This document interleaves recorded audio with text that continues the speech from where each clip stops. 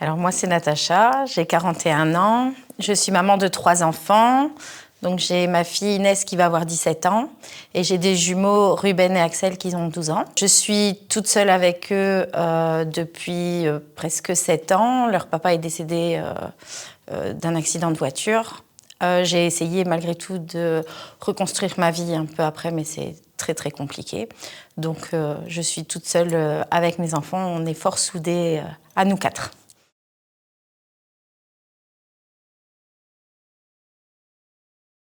C'est déjà l'organisation. C'est très très compliqué quand on est maman seule, parce que mes parents n'habitent pas ici tout près, ils habitent assez loin, ils sont dans la baie de Somme.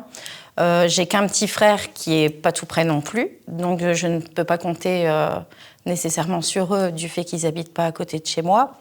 Donc toute seule, c'est pas facile, ne fût-ce que si maintenant j'ai un enfant qui est malade et que je travaille, ben, je ne sais pas nécessairement venir le récupérer. Pour les conduites à l'école, c'est pas toujours facile non plus avec mes horaires de travail.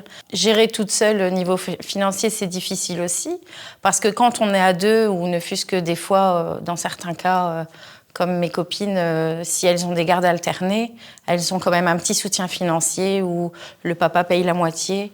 Les frais scolaires, tout ça, que moi, j'ai aucune aide, je suis vraiment toute seule à gérer, donc des fois, ben, c'est très très difficile, puisque les factures qui s'accumulent, puis il y a les factures de la vie à côté, les factures de la maison, tout ça qui continue à tomber.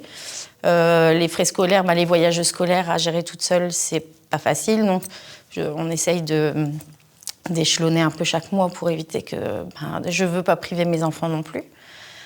Donc ça, c'est pas facile, les factures, les frais par exemple, on fait attention quand on mange, on regarde les promos, on essaye de trouver les bons plans. Voilà, faut vraiment essayer de faire attention à pas mal de choses.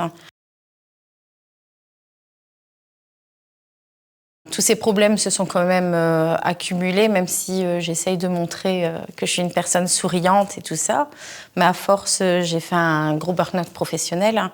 Donc je suis à l'arrêt de travail pour le moment parce que l'accumulation de mon travail, tout ça, l'organisation, ça s'est échelonné un petit peu. Et puis ça m'a cassé dans mon moral.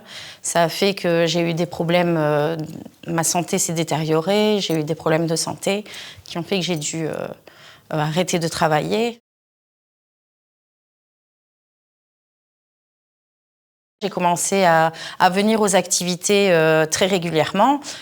Je pense que j'en rate quasi plus maintenant parce que ça me fait vraiment beaucoup, beaucoup de bien. Pour le mental, ça me soulage vraiment beaucoup parce que c'est ce que je dis souvent, ça me vaut mes séances de psy parce qu'on est vraiment toutes dans la même situation.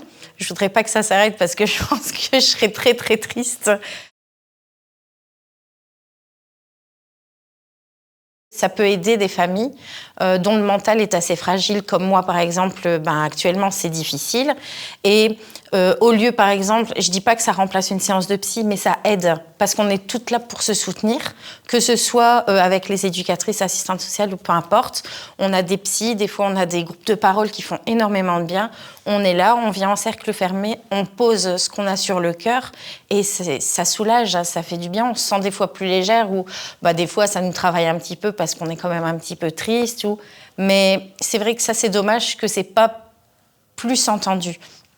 Qu'on n'est pas qu'on peut pas plus aider d'autres parents à venir dire venez, on est là, on peut s'entraider, on se soutient et ça je trouve que c'est un petit peu dommage. On a une aide juridique aussi. Ça, on ne sait pas toujours les droits qu'on peut avoir en étant maman toute seule. Le CPAS, comme ici, par exemple, ça fait 6 ans que je suis toute seule. Je ne savais pas que j'avais droit aux aides du CPAS, que maintenant, je suis prise en charge par le CPAS de ma commune depuis très, très peu de temps.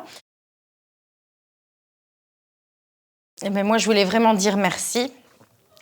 Parce que ça nous a aidés. Ça aide mes enfants aussi, sans même qu'on s'en rende compte. Ça nous aide. Moi, ils demandent, on n'a plus énormément d'amis extérieurs. C'est dommage, mais voilà, c'est comme ça.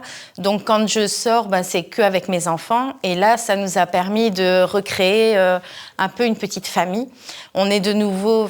moi, j'ai rencontré des mamans voilà, que j'aurais croisées comme ça tous les jours. Peut-être que j'aurais pas nécessairement discuté avec ces mamans, mais c'est devenu vraiment des copines. Et au jour d'aujourd'hui, on est devenus amis. Nos enfants sont devenus amis. Ils s'envoient des messages quasi tous les jours. C'est trop mignon. Et je trouve que c'est vraiment...